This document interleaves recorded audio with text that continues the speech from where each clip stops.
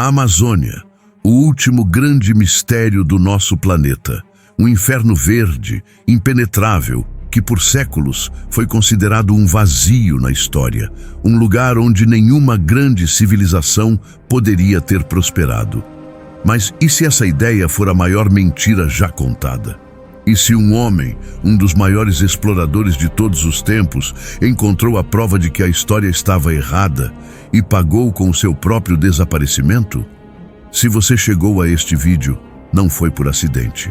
Você foi atraído pelo eco de uma das buscas mais ousadas e trágicas da história, a busca pela cidade perdida de Z. Hoje, não vamos apenas contar a história de Percy Fawcett. Vamos seguir seus passos até o ponto sem retorno, o lugar no mapa onde ele encontrou algo tão profundo que o engoliu para sempre. Você já olhou para o imenso tapete verde da Amazônia e sentiu que era impossível que estivesse vazio? Aquela sensação de que as histórias de cidades de ouro e impérios escondidos não podiam ser apenas mitos? Essa intuição é a sua mente de investigador se recusando a aceitar a narrativa oficial. É a mesma intuição que levou um homem a abandonar tudo em busca de uma verdade que o consumiu. Nos próximos minutos, vamos decodificar os mapas e as cartas secretas de Fawcett. Vamos revelar a evidência que ele encontrou e que o convenceu de que estava no caminho certo. E vamos confrontar o mistério final. Percy Fawcett foi morto pela selva, ou ele encontrou o que procurava? Um portal para outro mundo, do qual ele nunca mais quis ou pôde voltar. Antes de cruzarmos o ponto sem retorno, peço que você se junte oficialmente à nossa expedição. Se este tipo de mistério te fascina, curta este vídeo e, o mais importante, inscreva-se no canal para não perder nenhuma das nossas investigações. Agora, para selar o nosso pacto e provar que você não tem medo do desconhecido, comente com autoridade: a cidade perdida. A nossa fonte de autoridade hoje não é um acadêmico em uma sala confortável. A nossa fonte é o próprio homem que se tornou uma lenda. O coronel Percy Harrison Fawcett. Não estamos falando de um aventureiro sonhador, mas de um dos mais respeitados cartógrafos e exploradores do seu tempo. Um homem da ciência, um militar condecorado pela Royal Geographical Society, cuja precisão em mapear territórios desconhecidos era lendária. Mas por trás do cientista havia um místico, um homem que acreditava que a Amazônia guardava os resquícios de uma civilização mãe, uma Atlântida da selva. A obsessão de Fawcett não nasceu de um delírio febril em meio à selva. Pelo contrário, ela nasceu em um lugar de silêncio e poeira, um lugar de ordem e conhecimento, a Biblioteca Nacional do Brasil, no Rio de Janeiro. Imagine o coronel, um homem de campo acostumado ao caos da natureza, navegando por corredores intermináveis de história esquecida. Ele não estava procurando por lendas, mas por fatos, por anomalias nos mapas, por relatos de exploradores que o precederam. E foi ali, em meio a milhares de documentos, que ele encontrou uma pista. Um fio solto na tapeçaria da história oficial. Um documento catalogado como Manuscrito 512. Não era um mapa do tesouro com um X marcado. Era algo muito mais crível e, por isso mesmo, muito mais perigoso. Era o relato detalhado, escrito no século XVIII por um grupo de bandeirantes portugueses, caçadores de tesouros e escravos. Homens rudes, práticos, não dados à fantasia. E o que eles descreveram não era uma miragem. O manuscrito falava de uma expedição que, após anos perdida na selva, se deparou com uma cordilheira brilhante. Ao atravessá-la, eles encontraram o impossível, uma cidade em ruínas, de uma grandiosidade que desafiava tudo o que conheciam. O documento era específico, quase fotográfico em sua precisão. Descrevia uma cidade morta, mas que se recusava a parecer primitiva. Era uma metrópole de pedra, erguida com uma geometria e uma ambição que não pertenciam àquele lugar. No coração da cidade, havia uma grande praça, ampla e aberta, e de um lado um palácio imponente, acessado por uma escadaria colossal de lajes de pedra negra, que brilhavam com uma estranha umidade mesmo sob o sol. Na entrada da cidade, um arco do triunfo maciço, com entalhes que não celebravam nenhum rei conhecido, nenhuma vitória registrada nos anais da história. Mas o que realmente chocou o bandeirante, o que o fez duvidar de sua própria sanidade, foram os detalhes. Por toda a cidade havia estátuas de pedra. Não eram os ídolos rústicos que ele estava acostumado a ver. Eram esculturas realistas de homens e de animais estranhos, como se o escultor tivesse conhecido pessoalmente cada um deles. E então, o elemento mais desconcertante de todos, os edifícios, o arco, as estátuas, tudo estava coberto por inscrições. Uma linguagem que não era o latim, nem o grego, nem o egípcio. Uma escrita que não pertencia a nenhum mundo que ele conhecia. Imagine a cena. Aquele homem, um aventureiro prático, que conhecia apenas o seu próprio alfabeto, ajoelhado em frente a um muro de pedra, tentando desesperadamente copiar aqueles símbolos alienígenas. Ele não era um linguista, ele era uma testemunha. Os hieróglifos que ele desenhou em seu diário eram complexos, uma mistura de linhas retas e curvas elegantes, que pareciam mais um circuito do que um alfabeto. Era a prova de que ali, naquele lugar esquecido por Deus, uma mente muito diferente da sua havia florescido e registrado sua história. E o mais arrepiante de tudo era o silêncio. A cidade não estava destruída por uma guerra. Estava perfeitamente preservada, mas completamente vazia. Não havia esqueletos nas ruas, nem sinais de luta. Era uma cidade fantasma, limpa e ordenada, como se todos os seus habitantes tivessem, em um único momento, concordado em se levantar, deixar suas casas e evaporar na selva, deixando para trás apenas o eco de sua glória e um mistério que duraria séculos.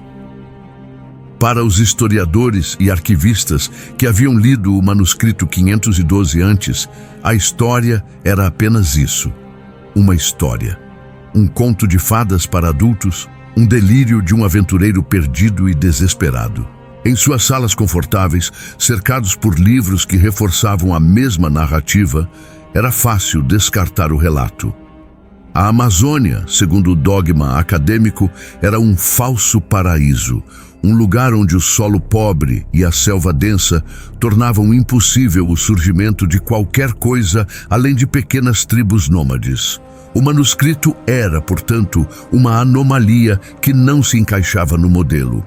E quando um fato não se encaixa no modelo, o mais fácil é descartar o fato, não o modelo.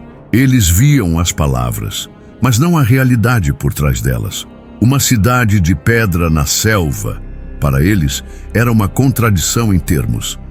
Hieróglifos desconhecidos eram apenas os rabiscos de um homem iletrado. A história do bandeirante foi catalogada como uma curiosidade, uma ficção exagerada, talvez a memória distorcida de uma formação rochosa natural, ou, mais cinicamente, uma mentira descarada para justificar uma expedição fracassada em busca de ouro. Era um ruído no sistema, e o sistema o ignorou. Mas Percy Fawcett não era um historiador de gabinete. Ele não vivia em um mundo de teorias confortáveis. Ele era um homem cuja realidade havia sido forjada no vapor, na lama e no sangue da selva. Ele conhecia o peso do ar amazônico, o cheiro da decomposição, que é também o cheiro da vida. O som de um galho se quebrando na escuridão, que poderia ser um jaguar ou apenas o seu medo. Ele havia mapeado rios que engoliam homens e contraído doenças que não tinham nome. Sua pele era um mapa de cicatrizes de insetos e espinhos. Ele não via a Amazônia como um conceito, mas como uma entidade viva, antiga e cheia de segredos. Quando Fawcett leu o manuscrito 512, ele não viu as palavras de um mentiroso. Ele viu o relatório de um colega. Ele reconheceu a linguagem de um homem que sobreviveu ao impossível. Os detalhes que os acadêmicos descartaram como ficção para Fawcett eram a prova da autenticidade, a descrição da topografia, a menção a um tipo específico de rocha negra, a forma como o bandeirante descreveu a travessia de um rio. Esses não eram floreios literários, eram dados, eram pontos de referência, eram fatos que podiam ser verificados por alguém que, como ele, sabia ler a terra, não apenas os livros. E o mais importante, tudo se encaixava. Aqueles hieróglifos copiados de forma tosca para ele não eram rabiscos, eram um eco dos estranhos símbolos que ele mesmo havia visto em fragmentos de cerâmica encontrados em expedições anteriores, em lugares onde supostamente só deveria haver selvagens. A história da cidade abandonada se conectava aos sussurros que ele ouvira de tribos isoladas, lendas sobre casas de pedra e homens antigos que viviam nas profundezas da mata. O manuscrito 512 não era uma história isolada. Era a peça central que unia todos os pequenos mistérios que ele havia acumulado ao longo dos anos. Era a chave que abria todas as outras portas. Para Fawcett, aquele documento empoeirado não era uma lenda. Era um relatório de campo. Era a confirmação de que sua intuição mais profunda estava correta. A cidade que o bandeirante encontrou por acaso, Fawcett iria encontrar por método. Ele a batizou de Z, um nome que representava o mistério final, a última peça do quebra-cabeça da história humana. O manuscrito 512 deixou de ser uma pista e se tornou o evangelho de sua busca. Ele transformou um explorador respeitado em um homem obcecado, um moderno cavaleiro do Santo Graal, disposto a sacrificar tudo, sua reputação, sua fortuna e, finalmente, sua própria vida, para provar que a cidade perdida de Z era real. Em suas expedições anteriores, Fawcett já havia coletado um rastro de migalhas de pão, pistas que o assombravam e que não se encaixavam em nenhuma narrativa conhecida. Ele encontrou fragmentos de cerâmica em lugares remotos, de uma qualidade e finura que eram simplesmente impossíveis. Não era o trabalho bruto e funcional das tribos nômades que ele conhecia. Era uma cerâmica fina, quase translúcida, com padrões geométricos complexos, a assinatura tecnológica de uma cultura sedentária e altamente desenvolvida. Era como encontrar um chip de computador no meio de uma escavação medieval. Não fazia sentido. Depois, havia as histórias, os sussurros persistentes que ele coletava de diferentes fontes, em diferentes anos, de diferentes tribos que não tinham contato entre si. E ainda assim, a história era a mesma. Falavam de um povo antigo, de uma tribo fantasma que vivia nas profundezas da selva, em cidades escondidas. E a descrição era sempre desconcertante. Homens de pele branca e cabelos vermelhos ou loiros, com olhos azuis como o céu. Lendas? Talvez. Mas para Fawcett, a consistência desses relatos era uma forma de triangulação etnográfica. Eram ecos de uma verdade, a memória popular de um povo que não pertencia àquele lugar. E então havia a sensação. O elemento que ele nunca poderia provar a seus colegas na Royal Geographical Society, mas que para um homem da selva era a evidência mais real de todas. A sensação constante e opressora de estar sendo vigiado. Fawcett era um mestre da sobrevivência. Ele conhecia os sons e os silêncios da selva. Ele sabia distinguir a presença de um jaguar da presença de uma tribo hostil. Mas isso era diferente. Era uma pressão cognitiva, uma vigilância inteligente que parecia segui-lo, observá-lo, testá-lo. Não eram os olhos de um animal, eram os olhos de um guardião. Essas três correntes de evidência, a tecnológica, a etnográfica e a psíquica, se entrelaçaram na mente de Fawcett. Ele não era mais apenas um cartógrafo traçando rios em um mapa. Ele era um detetive montando um quebra-cabeça cósmico. A cerâmica provava que uma cultura avançada existiu. Os rumores sugeriam quem eles eram, e a vigilância constante sugeria que algo ou alguém ainda protegia os segredos daquele lugar. A conclusão tornou-se inevitável e aterrorizante. A Amazônia não era um vazio, era uma tumba, um cemitério de impérios, vasto e silencioso, coberto por um véu verde. E se havia um cemitério, isso significava que, em algum lugar, havia um mausoléu. A maior de todas as cidades, a mais antiga, a fonte de todas as outras, a cidade de Zé. Sua busca deixou de ser uma aventura geográfica. Tornou-se uma peregrinação arqueológica, uma missão para encontrar o coração de um mundo perdido. Em 1925, ele partiu para sua expedição final. Desta vez, ele não levaria uma grande equipe. Apenas seu filho mais velho, Jack, e um amigo de Jack, Raleigh Rimmel.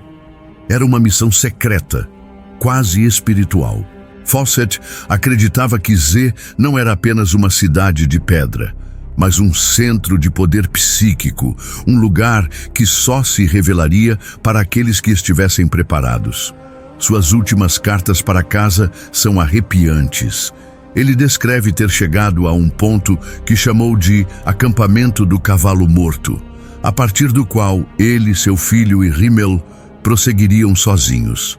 Sua última mensagem, enviada por um mensageiro que retornou, era cheia de otimismo, mas também de uma estranha finalidade. Ele afirmava que suas chances de sucesso eram excelentes e pedia para que, caso não retornasse, nenhuma expedição de resgate fosse enviada. Era como se ele soubesse que estava prestes a cruzar um limiar. Ele não estava apenas entrando em um território desconhecido no mapa. Ele estava entrando em um território desconhecido da própria realidade. E então, o silêncio. Um silêncio absoluto que caiu sobre o coração da Amazônia e ecoou pelo mundo inteiro. Percy Fawcett, seu filho Jack e o amigo deles, Raleigh Rimmel, deram seu último passo conhecido para além do acampamento do cavalo morto e foram engolidos pela história. Eles não apenas pararam de se comunicar, eles se tornaram um vácuo, um buraco negro na tapeçaria da exploração do século XX que sugaria para dentro de si a vida de centenas de outros homens. A notícia do desaparecimento de Fawcett não foi um sussurro. Foi uma explosão que estampou as manchetes dos jornais de Londres a Nova York. O maior explorador do mundo, o Indiana Jones da vida real, havia sido devorado pelo inferno verde que ele tanto amava. A reação foi imediata e febril. Uma verdadeira cruzada de resgate começou, uma onda de expedições que duraria décadas, alimentada pela fama, pela fortuna e pela obsessão de resolver o enigma. Aventureiros, jornalistas, cientistas, charlatães e sonhadores, todos se lançaram na selva, convencidos de que seriam eles a encontrar Fawcett, ou o que restou dele. Mas a Amazônia não é um lugar que recompensa a arrogância. Ela é uma entidade viva e ela guarda seus segredos com uma eficiência brutal. As expedições de resgate, uma após a outra, falharam de forma espetacular e trágica. Homens equipados com a melhor tecnologia da época foram derrotados por inimigos antigos, pela malária que quebra os ossos, pelas cobras cujo veneno dissolve o sangue, pelos rios que afogam sem deixar vestígios e, acima de tudo, pela desorientação. A loucura verde que transforma um homem em uma criança perdida em questão de horas. Estima-se que mais de 100 pessoas morreram tentando encontrar os 3 homens desaparecidos. A busca por Fawcett se tornou mais mortal do que a própria busca pela cidade de Zé. E o mais desconcertante de tudo não é o fracasso das buscas, mas a perfeição do desaparecimento. A selva é um lugar de decomposição, mas também de preservação. Ela guarda ossos, ela preserva metais, ela cospe de volta os detritos da passagem humana. No entanto, em quase um século de buscas, nada, Nem um único corpo, nem um fragmento de osso que pudesse ser identificado por DNA. Nem um botão de latão de uma jaqueta militar, nem a fivela de um cinto, nem um rifle enferrujado, nem um teodolito quebrado, nada. 3 homens, com todo o seu equipamento, evaporaram da face da terra. Este não é um desaparecimento normal. É uma anomalia estatística. É uma remoção. É como se a própria selva, ou algo nela, tivesse deliberadamente apagado todos os vestígios, limpado a cena do crime com uma precisão sobrenatural. O desaparecimento de Percy Fawcett deixou de ser uma questão de onde ele estava e se tornou uma questão de o que ele era. A busca pela cidade perdida foi ofuscada pela busca pelo homem. A lenda de Z foi engolida pela lenda de Fawcett.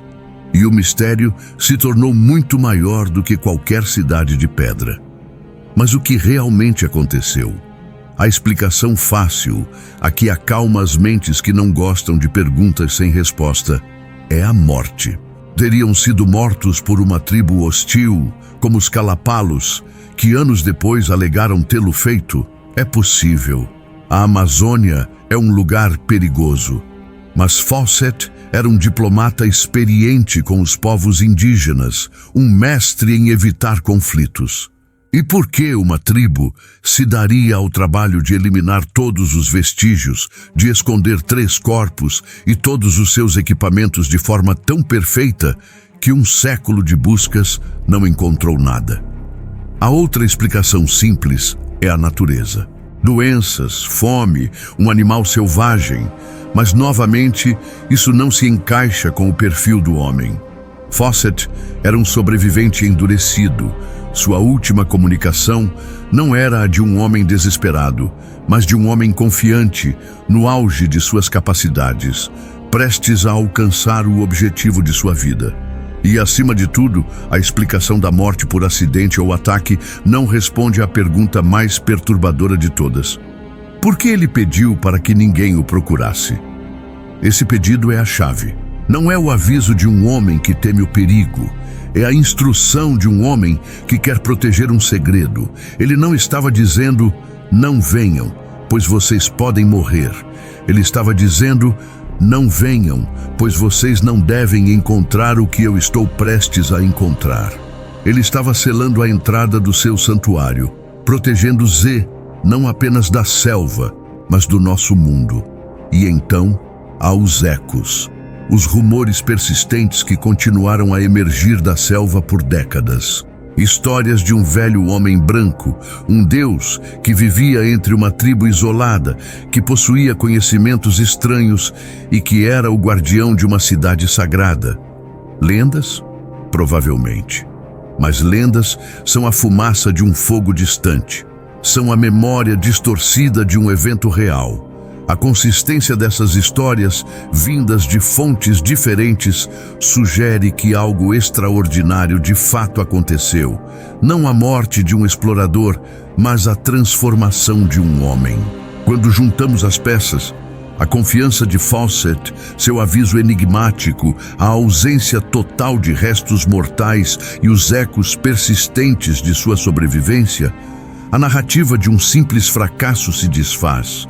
A história que emerge é muito mais estranha, muito mais profunda e infinitamente mais persuasiva. A de que Percy Fawcett não falhou em sua busca. Ele foi bem-sucedido. A verdade mais radical, e talvez a mais provável, é que Percy Fawcett encontrou exatamente o que procurava. E o que ele encontrou era tão profundo, tão transformador, que o nosso mundo, com suas ambições mesquinhas e suas fronteiras, se tornou pequeno e irrelevante demais para ele. A cidade de Z não era apenas um conjunto de ruínas a serem catalogadas e exibidas em um museu britânico. Fawcett suspeitava que era algo mais. Um lugar de poder. Um nexo de energias que a nossa ciência moderna ainda não consegue medir. Pense em Z não como uma cidade, mas como um estado de consciência. Um lugar onde a barreira entre o mundo físico e o espiritual é mais fina. Fawcett, um homem profundamente influenciado pela teosofia e pelo misticismo, não estava apenas procurando por pedras. Ele estava procurando por iluminação.